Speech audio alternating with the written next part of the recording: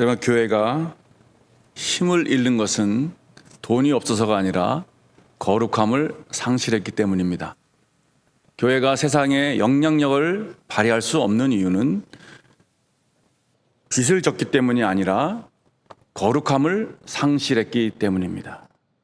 가난해도 교회가 거룩하다면 세상에 영향력을 미칠 수 있습니다. 우리의 거룩함을 상실하면 모든 것을 상실합니다. 이것이 하나님께서 교회를 세우신 목적입니다. 거룩함을 유지하는 공동체. 그래서 교회는 거룩한 공동체입니다. 세상과는 완전히 다른 공동체입니다. 오늘은 여호수아가 백성들에게 마지막으로 요구하는 게 있습니다. 너희 자신을 성결하게 하라. 범람하는 요단강 앞에서 여호수아는 아침 일찍 일어났습니다. 그리고 여호수아는 백성에게 언약궤를 따라가라고 얘기했습니다. 그리고 세 번째 오늘 말하는 것은 뭐냐면 너희 자신을 성결하게 하라. 거룩하게 하라는 것이었습니다. 아마도 오늘 많은 분들이 주일 예배 오기 전에 샤워를 하고 깨끗한 옷으로 갈아입고 오셨을 것입니다. 저도 주일에 일어나면 샤워하고 옷을 새 옷으로 단장하고 예배하러 나옵니다. 주일뿐만 아니라 새벽 예배를 인도할 때나 금요 돌파 기도회를 인도할 때도 몸을 깨끗하게 단장하고 강단에 올라갑니다. 몸과 옷을 깨끗하게 단장하면 왠지 마음도 깨끗해진다는 느낌이 들어요. 비싼 옷이나 명품을 얘기하는 것이 아닙니다. 단벌 신사라도 항상 깨끗하고 단정하게 옷을 입으면 우리의 마음도 깨끗해지는 느낌입니다. 우리의 마음을 깨끗하게 정리하기 원한다면 뭐부터 정리해야 될까요? 주변부터 정리해야 됩니다. 우리의 영혼이 깨끗하길 원한다면 주변에 깨끗하지 못한 것들을 과감하게 끊어야 합니다. 정리해야 합니다. 야곱이 세겜 족속에게 몰살당할 위기에 처했을 때 하나님은 야곱에게 베델로 올라가라고 그랬습니다. 베델은 야곱이 형 에서를 피해 도망할 때 하나님을 만났던 장소였어요. 그때 야곱은 집안 사람과 자기와 함께한 사람에게 뭘 요구하냐면 이방 신상을 버리고 자신을 정결하게 하고 너희의 의복을 바꾸어 입으라라고 말합니다. 그 당시 의복은 단순하게 옷을 갈아입으라는 게 아니라 이방인들을 따라서 만든, 거기에는 이방 신들의 가치관이 담겨 있는 옷을 입고 있던 문화였습니다. 그리고 그 사람들은 이방 신상이 새겨져 있는 귀걸이도 하고 있고요, 코걸이도 했었습니다. 그 당시에. 그리고 목걸이도 했었습니다. 이 모든 장식구들을 다 떼어내라고 말합니다. 그러니까 우상과 관련되어 있는 모든 것들을 다 정리하라는 것이었습니다. 하나님께서는 이스라엘 백성들에게 율법을 주실 때 정한 것, 부정한 것을 구분해 주셨어요. 예를 들면은 그 당시에 돼지를 만지는 것, 돼지고기를 먹는 것 부정한 행위였습니다. 율법적으로 부정하다는 얘기예요. 하나님께서 이것은 깨끗한 것이 아니야, 먹으면 안 돼. 그 중에 하나가 돼지고기였습니다. 지금은 뭐 돼지고기 다 먹죠. 그 당시는 그랬습니다. 또 죽은 시체를 만지는 것도 부정한 것이었습니다. 그래서 이 부정한 것을 입으로 먹지 말고 손으로 만지지도 말랍니다. 다시 말하면 몸으로 멀리해서 우리의 마음의 거룩함을 지키라는 것입니다. 이를 위해서 무엇이 거룩하고 무엇이 부정한지 자녀들에게, 백성들에게 가르치라라고 레위기 10장 10절 11절에 말하고 있습니다. 만약 우리가 부정한 것을 만졌어요. 돼지를 만지고 죽은 사람의 시체를 만져서, 그럼 우리가 부정하게 되는 거거든요. 그러면 어떻게 되냐면 하나님께서는 빨리 몸을 씻고 옷을 갈아입어서 너희의 몸을 정결하게 하라고 말합니다. 그만큼 우리의 마음을 거룩하게 유지하라는 것입니다. 하나님에게 거룩함은 되게 중요한, 정말 중요한 단어인 것입니다. 이스라엘 백성을 애굽에서 해방시킬 때 백성들에게 한 가지를 요구했습니다. 다른 거 요구하지 않았어요. 그것이 거룩함이었습니다. 레위기 11장 44절 45절에 이렇게 말씀하십니다. 나는 여호와 너희의 하나님이라 내가 거룩하니 너희도 몸을 구별하여 거룩하게 하고 스스로 더럽히지 말라. 나는 너희의 하나님이 되려고 너희를 애굽 땅에서 인도하여 낸 여호와라. 내가 거룩하니 너희도 거룩할지어다.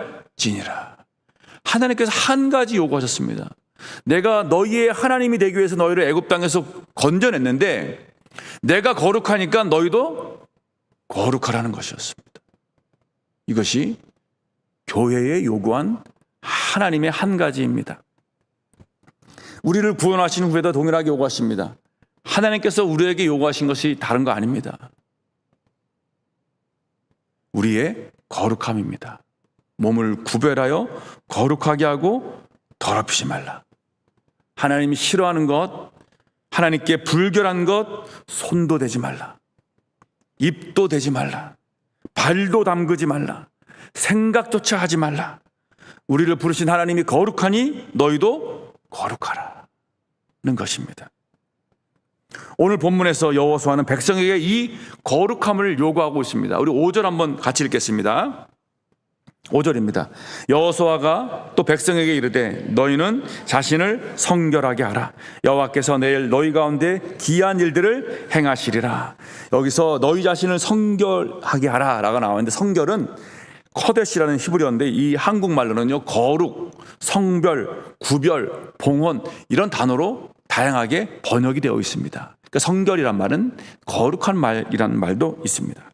하나님은 중요한 순간이나 위기의 순간에 백성들에게 성결을 요구했습니다. 거룩을 요구했습니다. 예를 들면 모세가 시내산에 올라갔지 않습니까? 40일 동안 올라갔어요. 하나님께서는 모세만 올라오라 그랬습니다. 나머지 백성들에게 경고했어요. 산의 경계선을 넘어오지 말아라. 제사장들에게 뭐라고 얘기했냐면 출애굽기 19장 22절에 제사장들에게 그 몸을 성결하게 하게 하라. 나 여호와가 그들을 칠까 하노라. 하나님이 머무시는 이 시내산, 거룩한 산은 이 하나님의 거룩한 영역이에요. 거룩한 영역에 거룩하지 않은 인간이 들어올 수 없다는 거예요.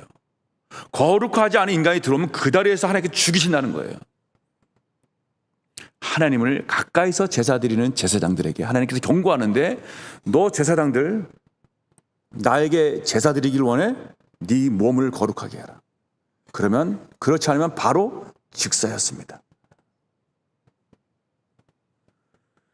거룩한 산에 올라오지 말라는 것입니다. 함부로 불결한 생각 갖고 불결한 죄를 가지고 하나님 앞에 올라오지 말라는 것입니다. 거룩은 하나님의 영역입니다. 정결하지 않는 백성이 거룩한 하나님께 감히 나갈 수 없습니다. 너무나 쉽게 우리는 거룩한 하나님을 함부로 대하고 있습니다. 교회가 잃어버린 것이 바로 이것입니다. 성도들이 착각하고 있는 게 뭐냐면 거룩이 없이도 하나님께 나갈 수 있다는 것입니다. 내가 정결하지 않는데도 하나님께 나갈 수 있다는 것입니다.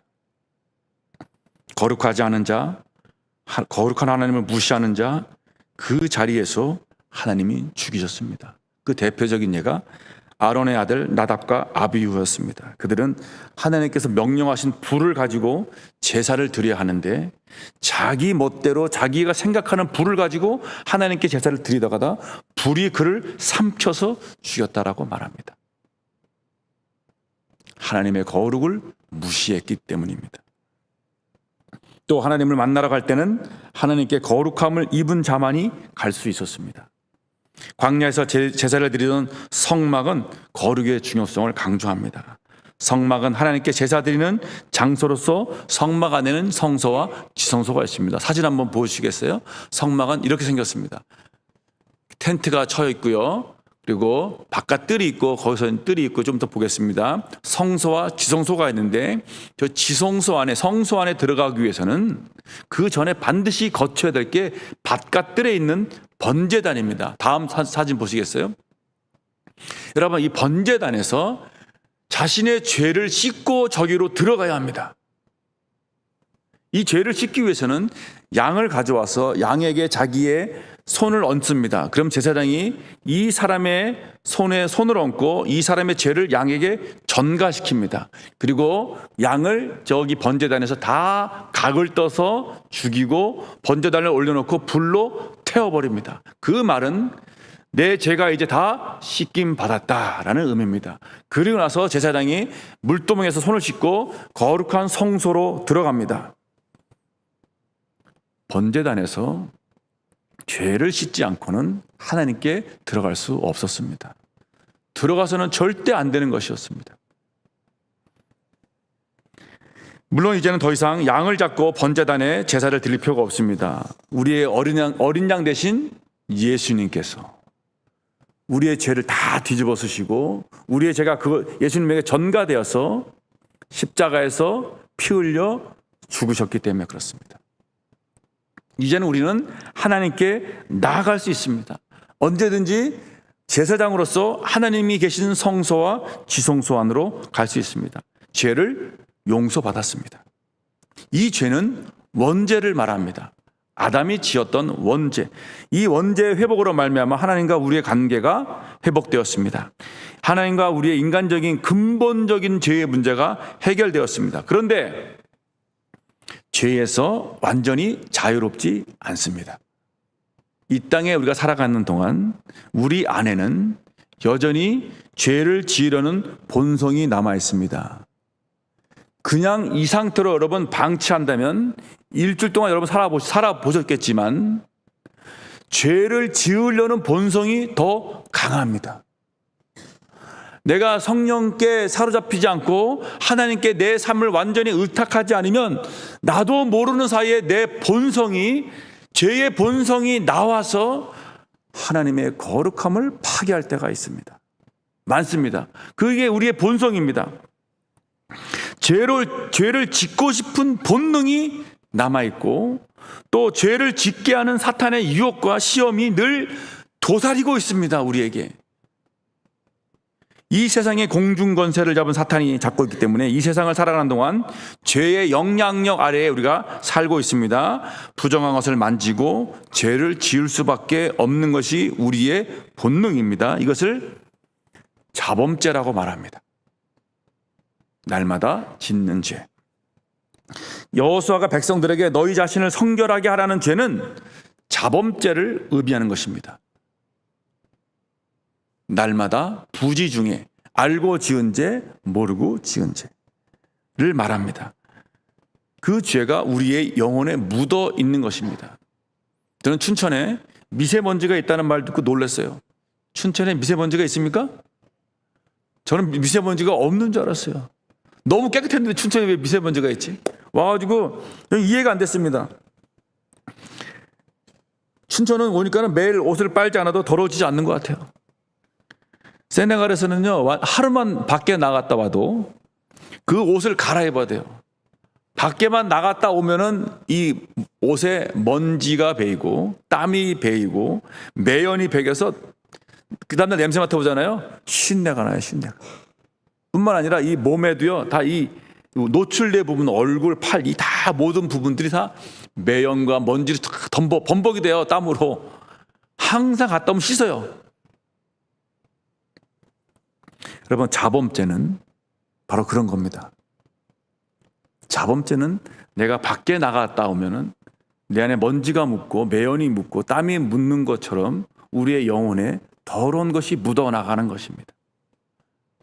이 더러운 것이 묻은 상태로 하나님의 거룩한 성소에 지성소로 가지 말라는 것입니다. 하나님과의 관계가 깨끗해져야 합니다. 예수님께서 마지막 만찬에서 베드로에게 이렇게 발을 씻길 때 베드로가 절대 내 발은 씻기지 못합니다. 그러니까 예수님께서 야, 내가 너 발 안 씻기면 너랑 나랑은 아무 관계가 없어. 그러니까 베드로가 뭐라 그랬습니까? 하나님, 그러면 다 씻겨주세요. 목욕시켜주세요. 그러니까 예수님께서 야, 그럴 필요 없고 이미 목욕한 사람은 뭐밖에 씻을 필요가 없습니까? 발밖에 씻을 필요가 없다. 너는 이미 목욕했어. 너는 이미 예수 믿. 너는 다 이미 구원의 확신이 있잖아. 이제는 발만 씻으면 돼. 우리의 날마다 짓는 자범죄에 대해서 회개하며 나가는 것입니다. 매일의 삶 속에서 묻어나는 죄를 깨끗하게 씻으라는 것입니다. 우리의 자범죄로 인해서 우리 안에 내주하시는 성령님은 탄식하십니다. 근심하고 슬퍼하십니다. 저는 이런 생각이 들어요. 우리가 죄를 지으면은 마치 학교의 일진들이 착한 학생을 집단 폭행하고 괴롭히는 것 같아요. 죄의 권세와 영향력이 우리 안에 계신 성령님을 와 괴롭히고 못 살게 구는 것 같아요. 인간의 본능이, 나의 이 죄를 짓고자 하는 본능이 사탄의 그 죄의 영향력과 딱 합쳐가지고 더 성령을 더 그냥 괴롭히고 못 살게 하고 막 그런 모습 같아요. 우리가 죄의 아래에 있다면, 우리의 죄가 나를 막 휩쓸고 가고 있고 흔들고 있다면 성령께서 주시는 자유함과 은혜를 누리지 못합니다. 뿐만 아니라 성령의 역사가 일어나지 않으며 하나님의 기이한 일들이 일어나지 않습니다. 그래서 우리가 우리의 자범죄를 해결하고 정결하게 해야 합니다. 다윗은 유부녀 밧세바와 불륜을 저질렀습니다. 그리고 그 불륜이 들킬까 봐 남편을 살해했습니다. 정말 죽어 마땅합니다. 선지자 나단이 그의 죄를 들춰내자 그는 눈물로 회개하며 이렇게 고백합니다. 하나님이여, 내 속에 정한 마음을 창조하시고 내 안에 정직한 영을 새롭게 하시옵소서. 나를 주 앞에서 쫓아내지 마시며 주의 성령을 내게서 거두지 마옵소서. 그 자신이 지은 죄로 인해서 성령이 떠나가실까 봐 두려워했습니다. 그래서 그는 내 안에 있는 모든 죄악을 지워주시옵소서. 내 속에 정한 마음을 창조하소서. 내 안에 정직한 영을 새롭게 하시고 나를 붙들어 주소서. 여러분은 어떻습니까? 다윗처럼 정말 심각하게 하나님 내가 지은 죄 때문에 나의 불결한 생각과 더러운 생각 때문에, 마음 때문에 성령께서 떠나실까 두렵습니다. 이런 마음 갖고 계십니까? 여러분들은 이런 마음을 가져야 합니다. 나의 말 하나하나, 행동 하나하나가, 내 생각 하나하나가 혹시 하나님, 내가 하나님께 이 죄를 짓고 내 영혼이 더럽기 때문에 성령께서 나를 떠나시는 건 아닙니까? 하나님, 내 안에 정직한 영을 새롭게 해 주시옵소서. 나의 죄악을 깨끗하게 해 주시옵소서. 범람하는 요단강 앞에서 하나님께서 행하실 기이한 일, 놀라운 은혜, 기적을 보기 위해서 백성들은 먼저 거룩하게 준비되어야 했습니다. 하나님께서 행하시는 일들은 거룩하고 영광스러운 일이기 때문이며 기이한 일들은 거룩한 하나님을 만나는 순간이기 때문에 그렇습니다. 우리의 심령이 깨끗하고 성결하게 준비되지 않으면 거룩한 하나님을 볼 수 없습니다. 마음이 청결한 자는 복이 있나니 그들이 하나님을 볼 것이며, 예수님께서 말씀하셨습니다. 마음이 청결한 자, 자신의 삶을 성결하게 한 자가 하나님을 볼 것입니다 라고 말합니다. 하나님의 기이한 일들을 볼 것입니다. 하나님의 기이한 일들, 놀라운 일들, 기적은 하나님의 거룩한 영역이기 때문에 그렇습니다. 기이한 일들을 거룩함이 외적으로 표출하는 것입니다. 하나님의 거룩한 영역에 들어가길 원하십니까? 스스로 성결하게 하십시오. 하나님의 기이한 일들을 보기 원하십니까? 자신을 성결하게 하십시오.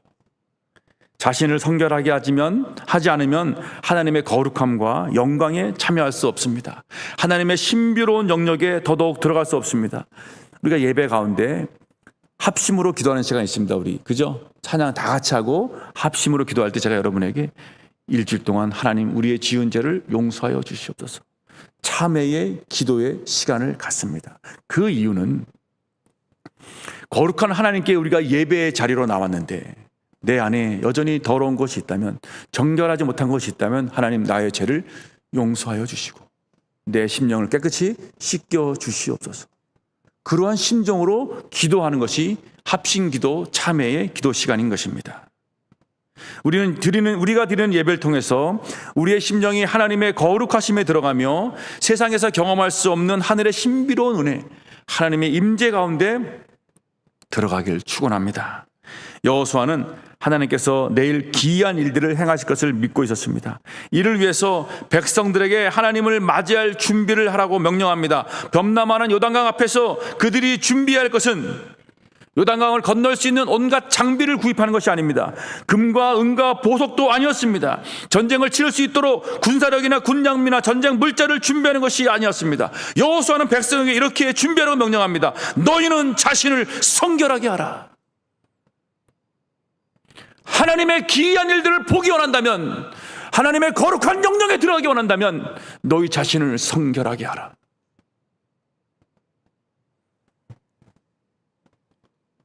교회가 잃어버린 것입니다. 어쩌면 저와 여러분이 너무 쉽게 세상에 빼앗겨 버린 것이 거룩함입니다. 성결하고자 하는 마음, 하나님 내 안에 진실되고 정직하고 정결한 마음을 회복시켜 주시옵소서. 자신을 성결하게 하는 것이 하나님께서 행하실 기이한 일들을 준비하는 것입니다. 거룩한 하나님을 맞이할 준비를 하시기 바랍니다. 스스로 자신을 죄에서 멀리하는 것이며 세속적인 것, 자신을 더럽히는 것을 멀리하는 것입니다. 여러분, 그것이 우상 신상일 수도 있고 귀골일 수도 있고 옷일 수도 있고 돈일 수도 있고 자녀일 수도 있고 자신의 야망이나 커리어일 수도 있습니다. 무엇이든 간에 우리의 마음과 믿음을 더럽히고 하나님으로부터 멀어지게 한다면 그것이 우리에게 우상입니다. 스스로의 마음을 가다듬고 다시 하나님을 삶의 우선순위로 두고 자신을 성결하게 하나님 앞에 나와야 합니다. 하나님께서는 언약궤를 따라가라고 그럴 때 2,000구빗의 거리를 두라고 그랬습니다. 약 한 1km, 900m, 1km 되는 거리를 두라고 그랬습니다. 함부로 가까이 하지 말라고 주님께서 말씀하셨습니다. 그 말은 하나님의 언약궤를 거룩하게 대하라, 함부로 대하지 말라 라는 의미도 담고 있습니다. 우리 삶에 하나님의 기이한 일들이 일어나길 소원한다면 자신을 준비해야 합니다. 다른 것이 아니라 자신을 성결하게 하는 것입니다. 세상적이고 더러운 것, 불결한 것, 죄악된 것, 하나님으로부터 나를 멀어지게 하는 것을 스스로 버리고 자신을 성결하게 유지하시기 바랍니다. 우리가 준비되지 않으면 하나님의 기이한 일을 볼 수 없기 때문에 그렇습니다. 그래서 우리가 하나님께 기이한 일을 요구하기 전에 우리가 거룩한 하나님을 맞을 준비가 되어 있는지 점검하시기 바랍니다. 여러분, 하나님과 여러분의 관계는 바르게 정립되어 있습니까? 여러분의 삶에서 하나님이 우선순위에 있습니까? 여러분 정말 주님을 사랑하십니까? 손을 얹고 한번 생각해 보시기 바랍니다. 주님, 제가 제 자녀보다 더 사랑합니다. 주님, 제가 주님을 제 커리어 야망보다 더 사랑합니다. 주님, 제가 주님을 세상의 유혹과 돈보다 더 사랑합니다. 여러분 정말 주님 사랑합니다라고 자신 있게 고백할 수 있습니까? 그렇지 못하다면 어쩌면 내도 성결하지 못한 상태일 것입니다. 언약궤를 보라고 하셨는데 언약궤가 아니라 주변을 두리번거리고 있는 것은 아닌가요?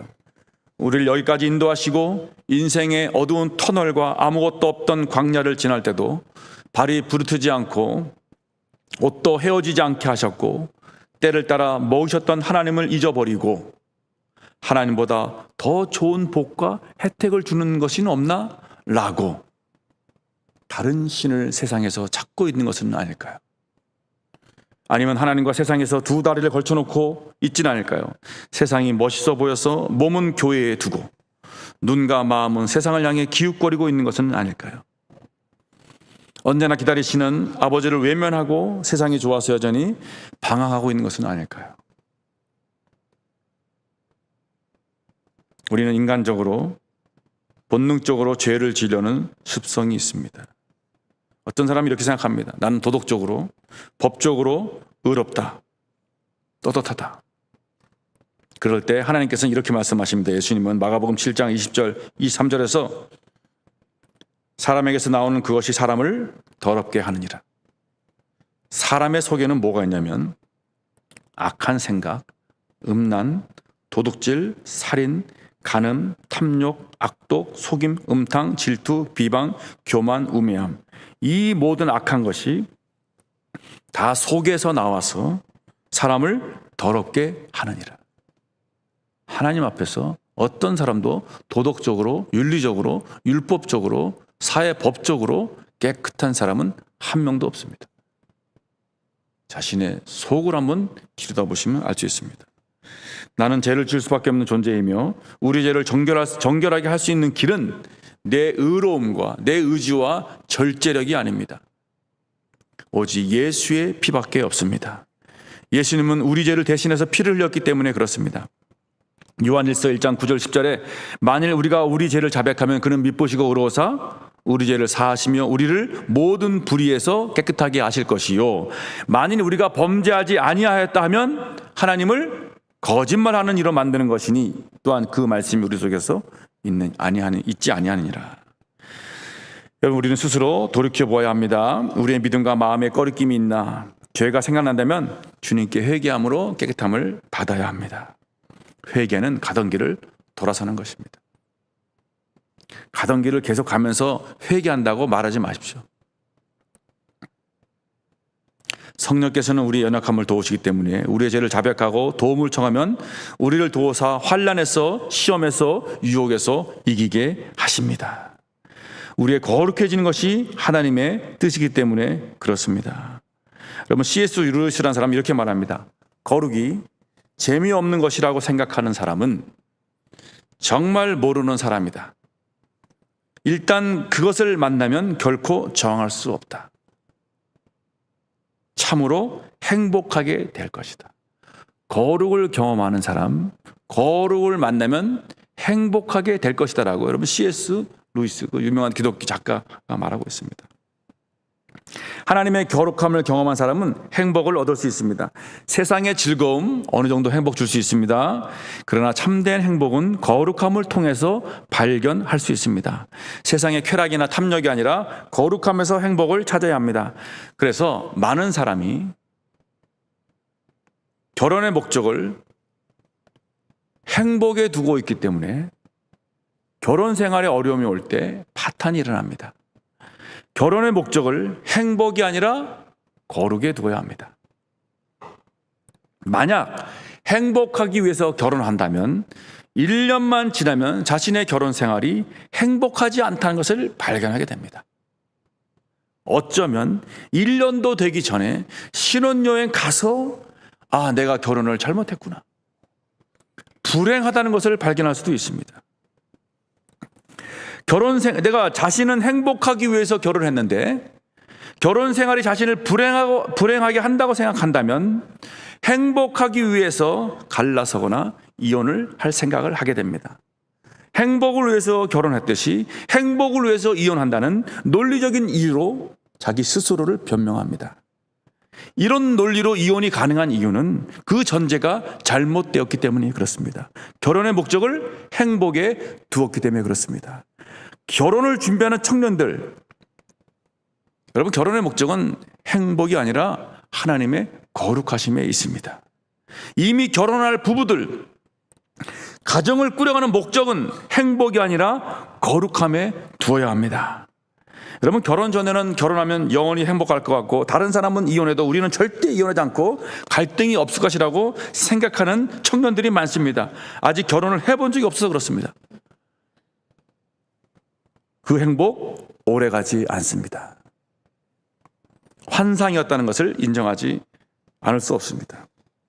행복감은 오래가지 않습니다. 어떤 행복감도 오래가지 않습니다. 여러분이 아무리 50평짜리 아파트에 당첨돼가지고 들어갔어요. 그 행복감 몇 달이면 끝납니다. 여러분이 사고 싶었던 물건, 자동차 한두 달만 타면은 행복감 다 사라집니다.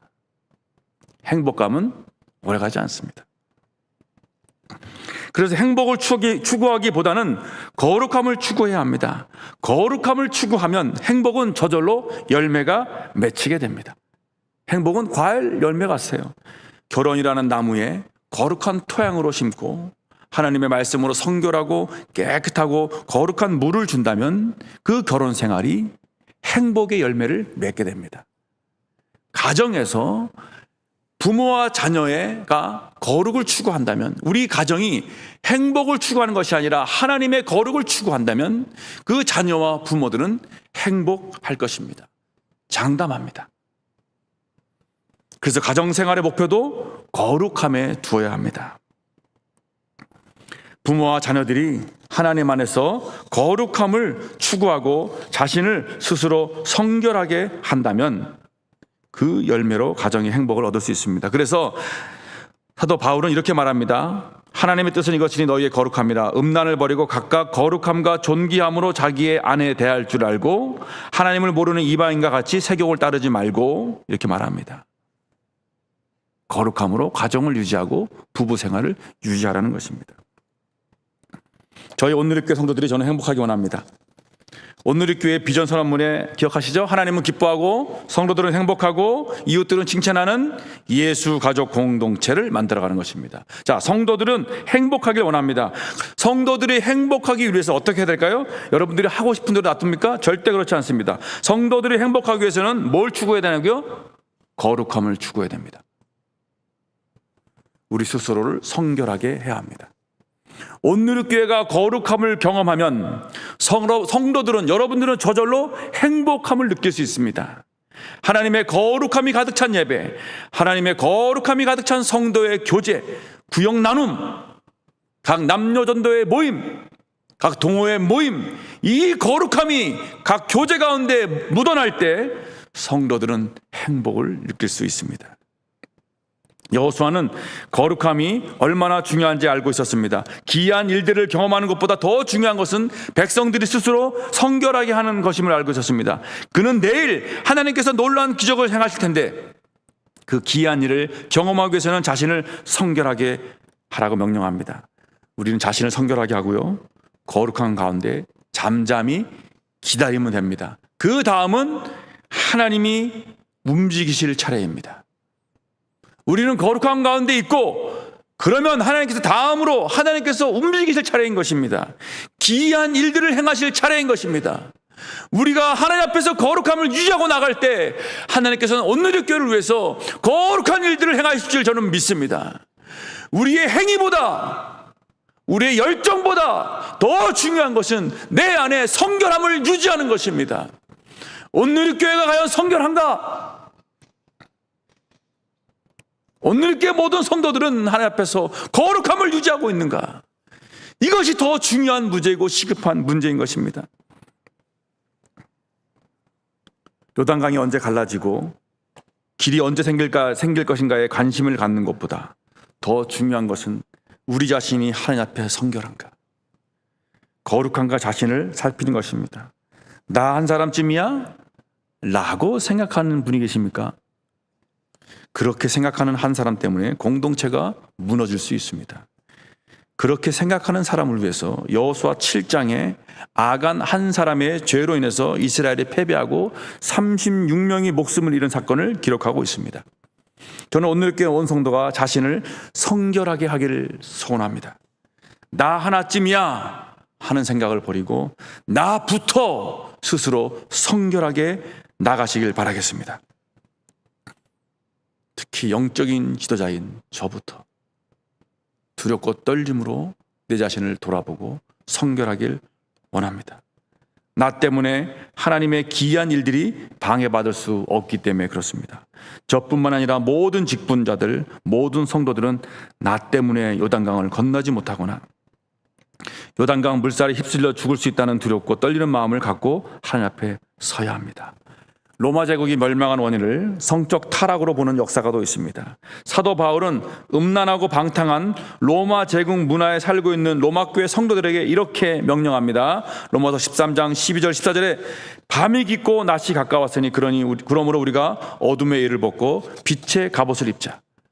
낮에와 같이 단정히 행하고 방탕하거나 술 취하지 말며 음란하거나 호색하지 말며 다투거나 시기하지 말고 오직 주 예수 그리스도를 옷 입고 경력을 위하여 육신의 일을 도모하지 말라. 오늘 아침에 저와 여러분이 이렇게 고백하면 좋겠습니다. 하나님, 조롱하는 소리와 세상 유혹에도 주의 순결한 신부가 되겠습니다. 순교자의 마음으로 십자가의 길을 걷겠습니다. 내 생명을 정결하게 주님께 드리오니 내 안에 거룩한 영을 새롭게 하시고 나를 주의 순결한 신부로 받아 주소서. 이렇게 고백하는 저 여러분 되시길 주님의 이름으로 축원합니다.